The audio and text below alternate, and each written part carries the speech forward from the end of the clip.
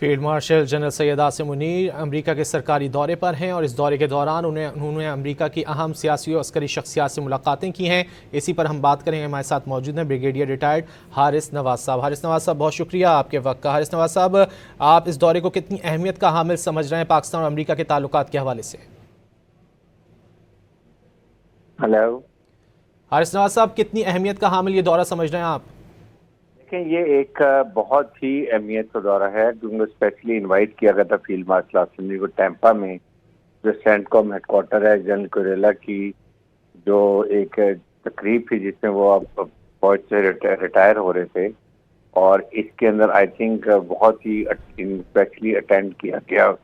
Saint کام کا یہ event تھا اور اس میں چینج آف کمانڈ کی سیریمنی تھی، جس میں جو نئے ایڈمرل نے بریڈ کوپر انہوں نے ٹیک اوور کیا ہے، اور چیف آرمی اسٹاف نے بہت تعریف کی، ایگزیمپلری لیڈرشپ کی تعریف کی، اور ان کی انویلیوبل کنٹریبیوشن تو تھی جو bilateral relationship military to military strengthening کرنے کے لیے، کوآپریشن کے لیے ایکسٹینڈ انہوں نے جو بیسٹ وشز بھی ان کو دی ایڈمرل کوپر کو، اور ساتھ ہی ساتھ ایک کانفیڈنس کیا کہ نئے جنرل آ رہے ہیں وہ بھی اسی طرح کام کریں گے اور پاکستان اور امریکہ کے آپس ملٹری کانٹیکٹ میں بہت بہتر کام کریں گے۔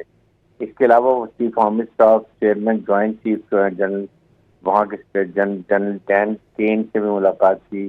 انہوں نے میٹر میوچل انٹرسٹ پیسٹ انٹرسٹ میں ڈسکشن کی ہے، اور انہوں نے ان کو پاکستان کو انویٹیشن دیا کہ پاکستان آئیں، ملاقات کریں۔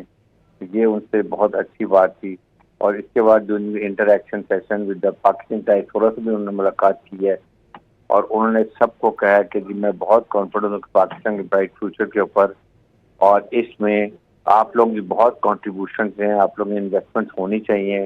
اور اس کے بعد ہم ڈائسپورا کو کیا کہ آپ جس طرح پاکستان کو سپورٹ کرتے ہیں ڈیولپمنٹ کے لیے اور پروگریس کے لیے، یہ بہت بہت ہی اپریشیبل ہے۔ اور آئی تھنک یہ اوور آل بہت ہی امپورٹنٹ دورہ رہا ہے چیف آرمی اسٹاف کا۔ بہت کم عرصے میں یہ تھرڈ دورہ ہے، اور اس پہ جس طریقے سے چیف آرمی اسٹاف کو اہمیت دی جاتی ہے، I think it is unprecedented. Brigadier retired Haris Nawaz sahab ہم سے گفتگو کر رہے تھے، بہت شکریہ آپ کے وقت کا۔